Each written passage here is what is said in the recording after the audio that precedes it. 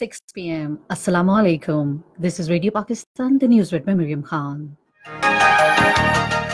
First, the headlines.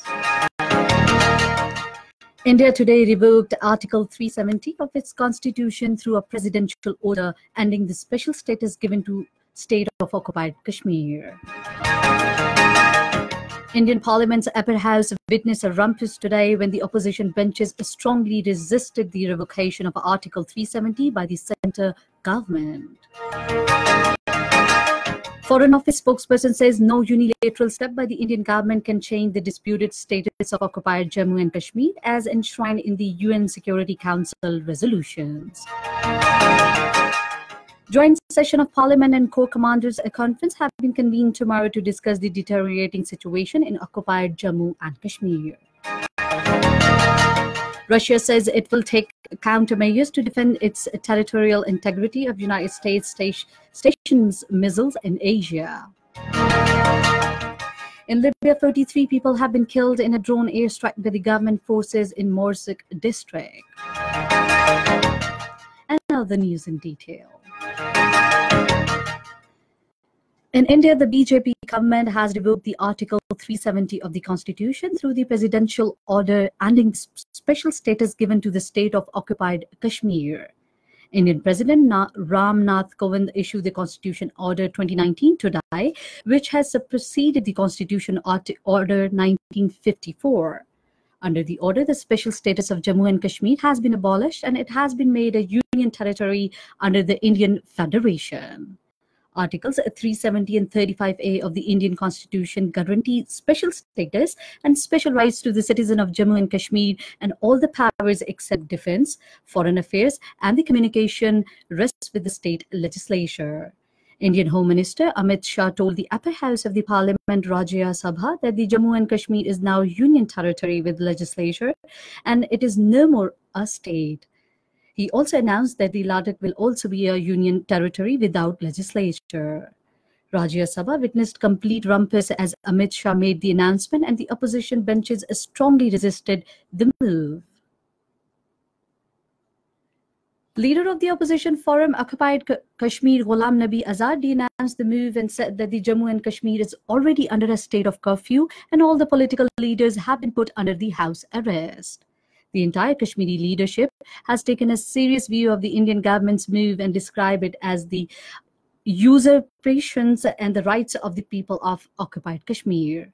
In a tweet, former State of Chief Minister Mehbooba Mufti said, "Today marks the darkest day in the Indian democracy." Pakistan has strongly condemned and rejected the announcement made today by the Indian government regarding the Indian-occupied Jammu and Kashmir.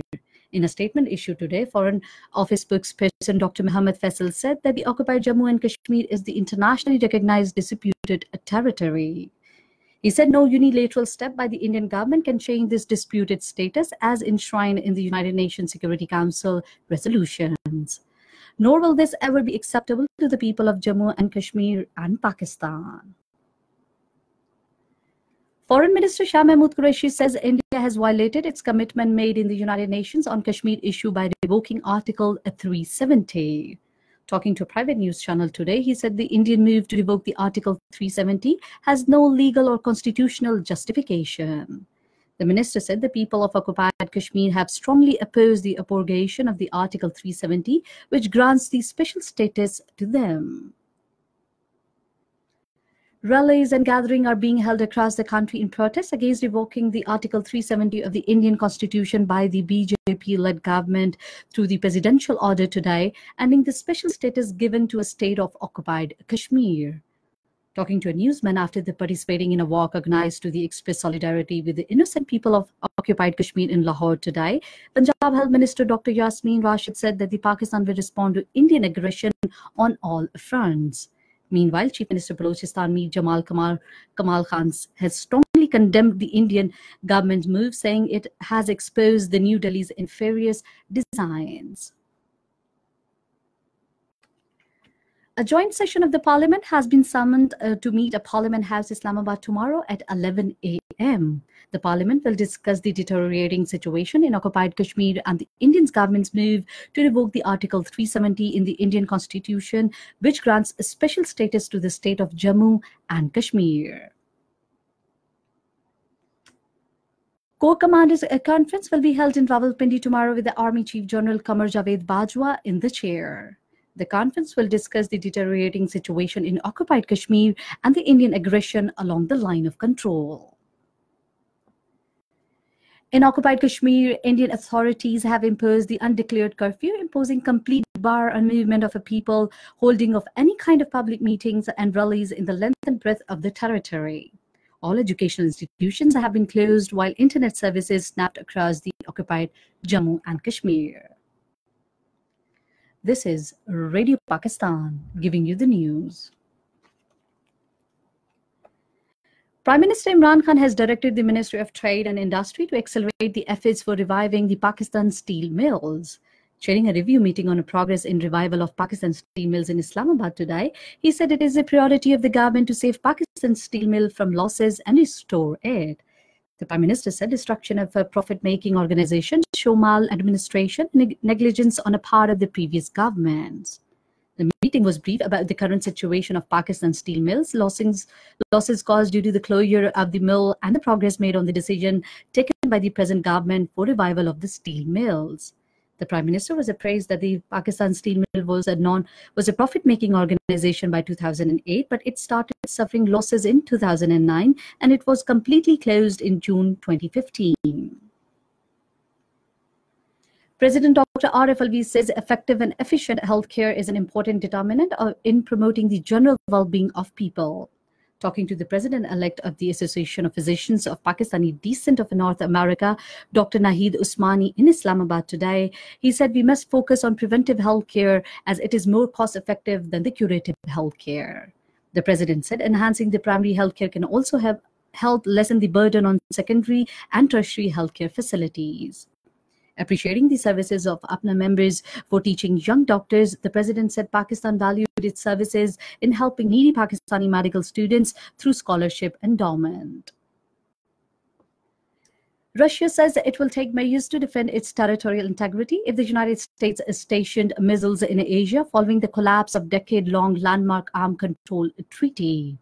Talking to a newsman, Deputy Foreign Minister Sergei Ryabkov said that Russia did not plan to resort to an arms race with Washington, but it would respond defensively to any threats.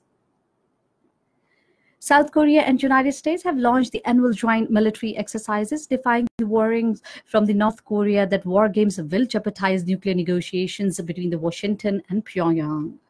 South Korean Defense Ministry officials said their joint exercise is aimed at verifying the Seoul's capabilities for its wartime operational control. In Libya, at least 43 people have been killed in a drone airstrike by the government forces in Morzuk district. Libyan National Army, confirming the strike, said that it's targeted Tebu tribesmen opposing the government in the area. In Afghanistan, at least 16 Taliban militants have been killed in a separate airstrikes during the past 24 hours. In a statement, Afghan National Army Special Operation Corps said that the Taliban militants have been killed in an airstrike in Orzgan, Ghazni, Paktika, and Faryab provinces. And finally, the weather report. Mainly hot and humid weather is likely to prevail in most parts of the country during the next 24 hours. However, rain, wind, thunderstorm with isolated heavy falls is expected at isolated places in Islamabad, Rawalpindi, Gujranwala, Lahore, Hazara Division, and Kashmir. And that is the end of the news. For more news and analysis, log on to our website radio.gov.pk.